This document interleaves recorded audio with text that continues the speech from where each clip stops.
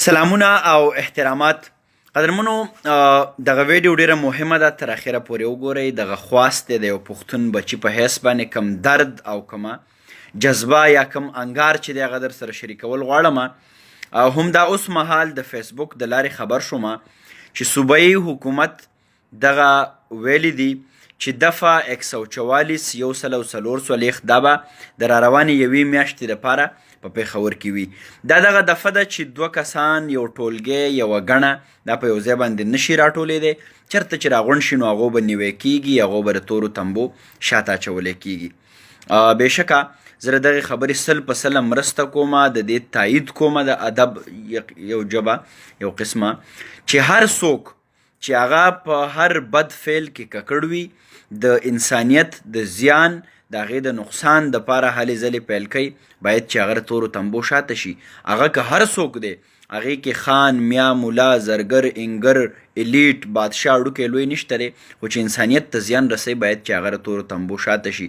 خو هغه مظلوم احساس، هغه تت فکر، هغه وګړی چې هغه د خپل ځان د ازادۍ دپاره اواز پورته کوي، هغه د خپل قام د ازادۍ دپاره پرلت وهي او لاریون پیل کوي، دغه د هغه بنیادي بشري حق دی د یو سټیزن، د یو شهري، د یو وګړي چې هغه په کومه خاوره باندې میشته وي.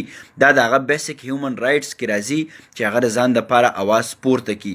په هغه باندې دفعه 144 لګول یا د هغه خلاف دا اوسنۍ دفعه 144 چې دا د دې نه ډېر لوی د بدنیتۍ بوی راځي.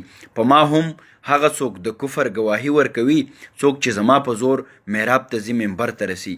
هغه خلک چې هغو 120 ورځې خواوشا په اسلام آباد کې درنې ورکولې، د پی ټي وي دروازې ماتولې، پر تشددو، د انسانیت خلافو، د سټیټ خلافو، هغو ته خو چا دفعه 144 ونه لګو، په هغو باندې خو څوک هم رانغله. زما ځپلی قام، زما خوار منظور پشتین رور، زما سید عالم مسعود، زما خان زمان کاکړ، زما محسن داوړ چې د قام آواز پورته کوي، در په در خاورې په سر هر پښتون ته ځان رسوي، ته د هغه انسان خلاف لګی دفعه 144 لګی. قدرمنو څومره پښتانه یا په دې سیمه میشته، په دې بیلټ باندې میشته چې څومره خلک دي، هغه که چترالیان دي، که سرایکیان دي، که هندکو سپیکر دي، که پښتانه دي، زمونږ غم او درد یو دی. د هندوکش د لمنو د خلکو ټول فکر یو دی.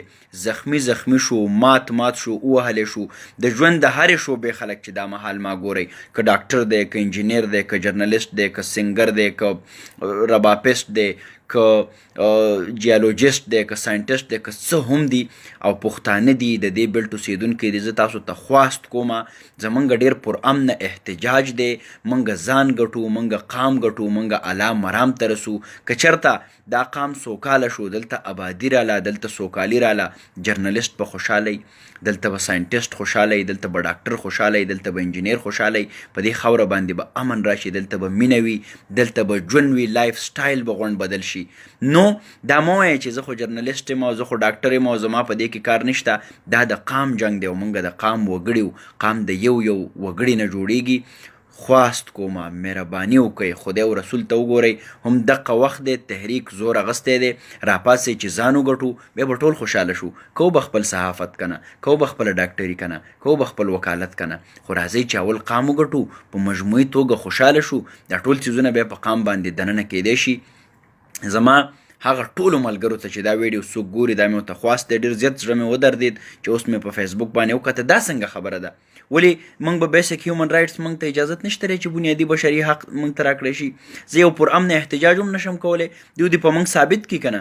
د وزیرستان نه تر اسلام آباد ورسېدو دغه لویو ماڼو پورې موږ اوسه پورې یوه شیشه ماته کړې ده، چېرته یو ټیر مو سېزلی دی. هغه خلک چې ملک تباه برباد کو، لانجې په بهر دنیا کې وشي، بینکونه د خپل ماتئ، ټیرونه دلته سیزي، یو بل ولي، یو بل وژني، هغه خو چا مننه کړه، هغو ته خو چا دفعه 144 ونه لګوله. په ما باندې چې زه خپل قام ګټم، زه خپل ځان ګټم. قدرمنو په دې باندې پوه شئ چې دا ټول چل ول ما او تا ته دی، زما او ستا سرتورې خویندې، بېوسه بچي، زما او ستا هغه میندې چې هغو خپلې لوپټې څیرې دي، خو ما او تا سبقونه رالېږي. دا سټیټ زموږ نه هغه بنیادي حق وملي. اوس دا هم زه نشم کولی چې پر امنه احتجاج زه وکړم. لہذا ټولو ته مې خواست دی چې په دې څیزونو میزونو باندې به بالکل نه یریږو. دا څه خبره ده؟ زه یو ټیر هم نه سېزم، یوه شیشه هم نه ماتوم او دی و چې نه ته به بهر ته نه روځې. زه خپل اواز هم نړۍ ته نشم رسولی. نو موږ په سختو ټکو کې غندنه کوو د صوبایي حکومت چې دفعه 144 که واقعي دا وي او دا دیو لګولی وي دا دیو بیرته واخلي، زه د خپل احتجاج وکړم، یا دې راشي ما سره د ټیبل ټاک وکړي، په دلیل باندې خبره وکړي، خبرې د خبرو د لارو حل کېږي.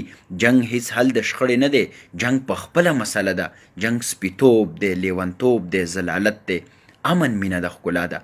دفعه 144 نه منو، دغه احتجاج دغه لاریون به دوام لري تر څو چې موږ قامي ګټې نه ترلاسه کړي. زما زمرود، زما یورینیم، زما امرود، زما د دې خاورې چې څومره فروټس دي، د دې خاورې چې څومره نیچرل ریسورسز دي، دا ټول به زه ګټمه. زه به هله خوشحاله کېږم، زه به هله سوکاله کېږم. ستا دوکانداري که دا پټ مخونه دي او که ښکاره مخونه دي، هغه به نوره په دې خاوره باندې نه چلیږي. لہذا دفعه 144 ته حوصلې ټیټې نه کوي، دې ته به نور د یو بل انرژۍ سره، د یو بل طاقت سره موږ روزو.